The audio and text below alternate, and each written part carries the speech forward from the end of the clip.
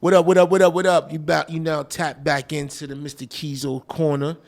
I got a special guest in the house tonight. With me, he just pulled up on me, my man Big Cruz. What's up, man? How you feeling? Yeah, man, my guy, what's going on, man? Big Cruz, FUMG, we in the building. You know what it is, hell yeah. Yes, sir, yes, Hell sir. yeah. So I hear you, you from DC, but you moved to New York recently? Yeah, so, yeah, I'm from DC originally. I've been out in New York since like 2015. But, you know, back and forth pretty often. But, you know, I've you know, I call New York like my second home now. You know what I'm saying? I've been out here for like 8 years almost, so. Okay, you know, okay. it feel good out here. So what's the difference between, I know New York is the Mecca, but what's the difference between creating in DC and the difference in New York? Like, you know what it is? It's like New York is just like you said, it's the Mecca of hip hop. So when you come out here, it's just like it's all about the vibe. You know what I mean? Mm-hmm. When I create music, I'm all about, you know, how I feel. You know, music is a form of art. So, you know, depending on how I'm feeling or whatever vibe it is, that's just how I'm going for. You know, when I'm out here, it's a different vibe, and when I'm back home, it's a different vibe as well. But, you know, I love both places to death. So, you know what I mean? It's definitely a blessing. So now, you're Albanian. yeah. And how does that, you know, I was once told, this is what I was once told, because we opened a store in Saudi Arabia, right? And I was like, who in the hell wears FUBU in Saudi Arabia? And I was told at that time, which was later to be proven true, was that they have a hip hop community everywhere. Yeah. So how's the hip hop community, you know, back home? In Albania, it's love, man. They love hip hop. They embrace American music, like especially like hip hop, especially from like the early '90s, 2000s. Super diehard fans. So when you go out there, you could like turn the radio on, you hear all like American music, hip hop music. So they embrace it a lot, man. Like it's something they ain't never seen before in person. So like when I go out there and like, cause I've done shows out there, I've done like concerts, I performed with artists out there. So when they see that, but how was that? Like it was crazy, man. Crazy? Yeah, I feel like they appreciate that more because they don't have that there every day. You know what I mean? Yeah. Versus here, you know, we probably see that more often over there. They like, wow, like.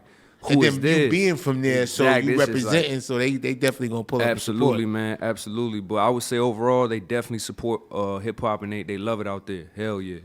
Nah, that's dope. That's dope. Hell so yeah. And what's funny to me is, and I wouldn't say funny, but it's just when you go overseas, it seems to me like they hold on to the hip hop a little longer. Yes. You know, over here, you know, you could be hot for a hot 6 months, and then people don't, you know, they don't tap back in with you. They always looking for the next thing. When, you know, even overseas, like they'll go back and be like, yo, they'll still be listening to stuff from the 90s, the early 2000s. Like they really be into that. And they'll book artists, older artists from out here to come out there and perform. And us here in the States, we seem to discard the you know, the legends. You know what I'm saying? It's like crazy, man. I don't understand that. I never really understood that, but I love that about going overseas and tapping in overseas because it's just, even with us, with our brand, like we were over here and, you know, people wearing FUBU and after a while they're like, FUBU schmooble. Yeah. You know what I'm saying? But when you go overseas, they loving it. Absolutely. You like know they're wearing baggy FUBU. They wearing the original, you know, stuff that we did back overseas. It's crazy because I've been to like a lot of countries in Europe too. Cause like Albania, it's a lot of us like spread out throughout Europe. So it's like in Sweden and Italy and Germany, like all these places. Right. It's like when I went over there, for example, first time ever going to Sweden. I know nothing about Sweden. I know nothing about it. As soon as I go over there, they playing 50 Cent on the radio, going crazy. You in the clubs, they playing old school music. They embracing the music. Like they asking like okay, what's going on next? So it's just like it's crazy that they appreciate that way more than out here. You know what I mean? So, right. Nah, I definitely see that.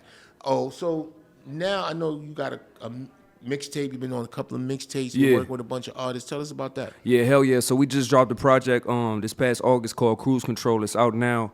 on all streaming platforms. We pushing that, going crazy.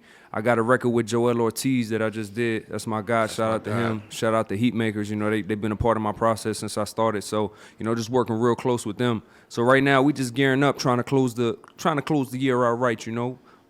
Got like one more single we gonna drop, and then, you know, we gonna get ready for the new year 2024.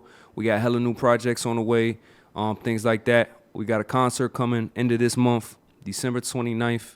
Back to the Basics show in DC. We got our 3rd official headline. So we get mad love in DC, man. We just trying to spread it everywhere, you know. So nah, that's what's up. Hell yeah. So you, which way you went? Did you go the independent way or did you go the major label way? Yeah, so it's crazy you say that. Right now we currently we're independent still. Okay. Currently we're independent. Definitely got some situations like on the table, but we just trying to figure out what's the best route as of right now. But for the moment, I think the independent route is where it's at right now. Yeah, I hear a lot of artists say that, you know, because they get tied in with the majors, and then with the majors you got to do the 360 deals, and you got to do all this and do all that, and where, you know, and nowadays social media or the social media platforms allow you to actually promote yourself. If you know how to do it, you could. Yeah, you know what I'm saying? Because a lot of people get on social media and they just post pictures and whatnot. I see your social media. You're not messing around. Hell you know what I'm saying? Hell like every picture is crispy, clean, and looking right. So independently, I would feel that, you know, and I know sometimes it comes with the marketing dollars and not having all of that set up, but if you could do it the right way, absolutely, you can really stay independent. Absolutely. And you know who I look up to a lot, who I really like listen to, and I personally like speak with. I don't know if you know 38 Special. No. Yeah, so he's an independent artist. He's super dope, man. He's you know, he does a lot of stuff with Griselda, Benny the Butcher, things like that. But, you know, talking to Special and just listening to his insight, he's doing this, man. Like, he doing it to the fullest. And one thing that I was told and what really stuck to me was, like, if you have, let's say a number like 100, 200 solid core fans that literally, like, whatever you drop, whatever you push out, they're going to tune in. They're going to purchase your merch. They at every show you got. That's better than having a hit song and having, like, nothing to follow up with. Right. You don't really have the fans. You just have people who like that one song versus you have a core fan base of people who like everything you put out. You know, that's just kind of what is real. Like a lot of artists be forgetting about that, man. Like I think that's something like, you know, a lot, man, what's that? We need to chase that hit. We need that hit. But like you said, man, it's gone. It's here today, it might be gone tomorrow. Yeah. Versus I'm more of a longevity, man. I want my music to live forever. So whenever I create, whenever I put something out there, whenever I'm doing something, I wanna do it so I can hear this in 2050, in 2020, 2040, whatever the case may be. I want it to have longevity. So that's just kind of my mindset. You want people that's gonna stick with you forever versus people that's there for the moment. Nah, that's true. That's real talk right there. Mm-hmm. You know, I talk to a lot of people who, you know, a lot of times they get caught up in the social media numbers, and you can have 100,000 people following you, but if you only got 100 likes, you know, what are they really following you for? Exactly. And then another, it gives you a false sense of purpose, because now you get big-headed and you feel like, yeah, I got 100,000 or I got 1 million followers, I'm that man. You know what I'm saying? Like, but if you drop an album, you got 1 million followers and you drop an album and you don't go platinum or you don't go gold out the gate, how many of them people really riding for you? So you right with that core fan, you know, core group of people that rock with you every step of the way, because that could only grow. Hell you know what I mean? Hell yeah. Nah, that's deep. But you more than a rapper. You also a songwriter. Yeah, absolutely. Tell us about that. Yeah, absolutely, man. So I started out songwriting, I would say in 2019. I actually got signed to a management company, and they moved me out to LA. So I was living in LA, and I was working very close with UMPG, so Universal Music Publishing Group. We had a situation over there. Obviously this is all pre-COVID and everything. So pretty much just how I got into the songwriting world was all networking. You know what I mean? I was out there. I was out there with one of my guys, Elvis Brown, who was a super, super huge songwriter, man. He definitely was part of Post Malone's come up. He definitely was there in the beginning. He's worked with a lot of artists. So just being around him and, like, you know, his network and just kind of branching out, I was able to put my foot like put my foot down and figure out my own footsteps. So just kind of working with my first big songwriting break was when I was working with Diesel. I don't know, a lot of people know Diesel, but he's a producer. He was on Lollipop with Lil Wayne. Yeah. So he definitely the first person that really gave me that shot to help him on his projects that he had coming up. And they had a situation with Republic or whatever, so they had all the writers in the room, and we was working for a week straight. I remember every day we was going to Santa Monica, like getting to the studio at 12 p.m. We leaving at like 6 in the morning, 5 in the morning, going home, going to sleep, waking up, being back at the studio at 12. So it's a grind. And you know what I mean? I've done a lot, man. I've worked with like local artists. I've worked with some major artists. I've submitted stuff, obviously, so it's just when I'm in that songwriting element, it's just, I like to create, man. Like I said, music is an art to me. So if I can create something and someone else can probably take it to the next level, like, I don't have no problem sharing my flowers with them, as long as everything is 100.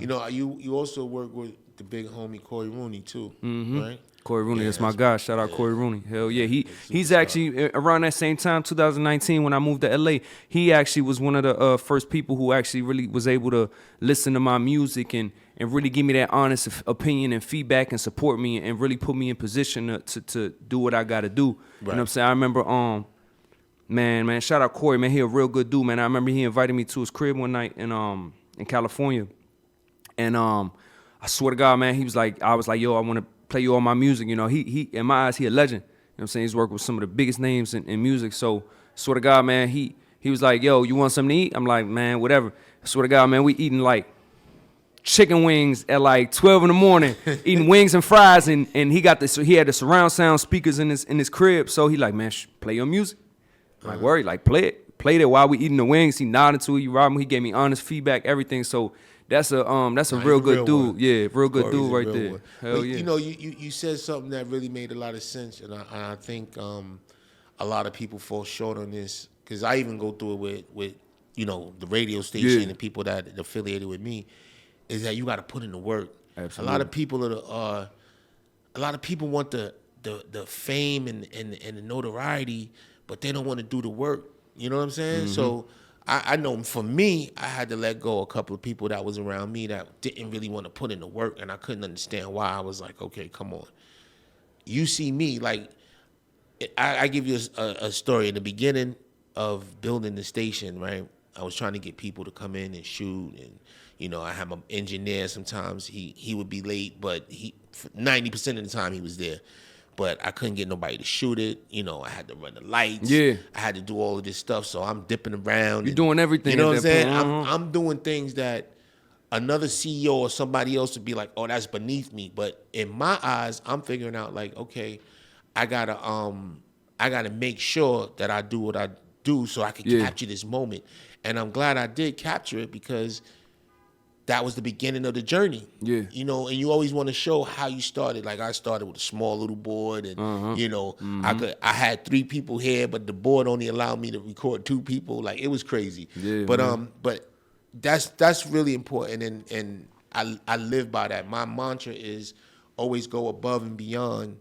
You know what I'm saying? The call of duty. So as long as you put in the work, the rewards are gonna come. You know what I mean? Hell yeah, I firmly believe in that too. I can definitely relate to that. It's been situations where just to briefly give you a quick story, but I remember I had a headline show one time, and it was like, I think my second show. But like you said, man, the people around me, it's just, you can always lead someone to the water, but if they don't want to drink it, can't do nothing about that. So same situation, man. I had to be the promoter. I had to pass out flyers to my own show and coordinate this. I had to be my own security guard, this and that, like my own manager. Like, yo, come on, like, yeah, you feel me? Like, it was one of those, man. I'm coming. Yeah, exactly. So I'm like, man, I relate to that so much. But at the end of the day, it's all about how much you want it. Yeah, you know what I'm saying? Yeah. And like I said, when you put in that work, man, it's nothing better. Like, even me, let me finish that. It's nothing better than reaping those rewards. Yeah. Because even me, I come in here, we just got the studio set up. Yeah. So I just been in here grinding. So this time next year, I'm going to be like, sitting back like, you know what I mean? Like, you laid the I foundation. put in that hard work, so now I'm going to reap all the rewards. Hell yeah. But Did you participate in any of the Hip Hop 50 events? Did you do anything for that this year? I know I was we wrapping it up, but yeah, no, I was definitely out here. I didn't get to participate as much as I wanted to, but I was definitely out here for a few events. You know, I was definitely with a couple people. I'm big on networking. You know what I'm saying? So definitely had a couple events where I was outside. You know what I'm saying? But you know, I wish I could have did a lot more. You know what I mean? But yeah, absolutely. So you got something coming up at the end of the year, right? Yeah, hell yeah, man. December 29th, we got our 3rd official headline show in DC. Songbird DC, man. Make sure everybody who's tuning in, make sure y'all get y'all tickets right now. It's gonna be sold out. We got a couple special guests in the building. It's the last show of 2023. We going out with a bang. We setting the tone for the new year, man. So I'm ready, man. The Back to the Basics show. Yeah, that's what it is. That's what it is. Well, man, I appreciate you pulling up. Tell everybody where they can find you. Absolutely. Hell yeah. You can find me on all social media platforms at Cruiser5X, CRUZER, the number 5X. It's your boy, Big Cruz. Facts only, FOMG. We tapping in, FUBU Radio. You know what it is. Yo, thank you, man, for pulling up on me. I appreciate you. Good luck in everything you do. Whenever you got something that you want to come on back and let's do it again. Thank you, my brother. All right, for sure. Love. Peace.